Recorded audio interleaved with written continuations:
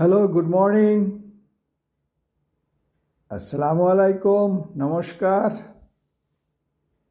আমি সাইমন বিশ্বাস, জার্মানি থেকে গুড়ের ভিডিওটা আপনাদের কাছে তুলে ধরছি। আপনারা শেয়ার করবেন, ভোক্তা অধিদপ্তরকে জানাবেন। আমি শখ করে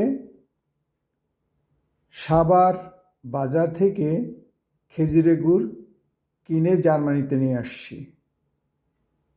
15ই জানুয়ারি আমি কিনেছি।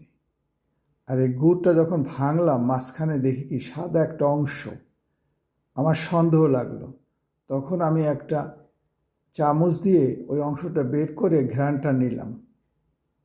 মনে হচ্ছে এটা কেমিক্যালস মিশ্রিত ঘ্রাণ বা অন্য কিছু, যা সম্পূর্ণ স্বাস্থ্যের ক্ষতি করে, এবং আমি আর গুড় কিনব না।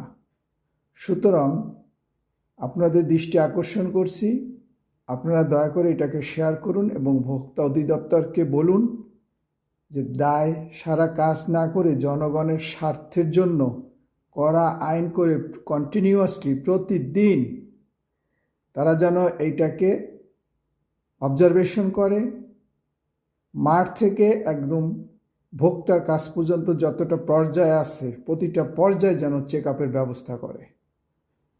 ধন্যবাদ সকলকে, আপনাদের সহযোগিতা কামনা করছি। আমি সাইমন বিশ্বাস, জার্মানি থেকে বলছি।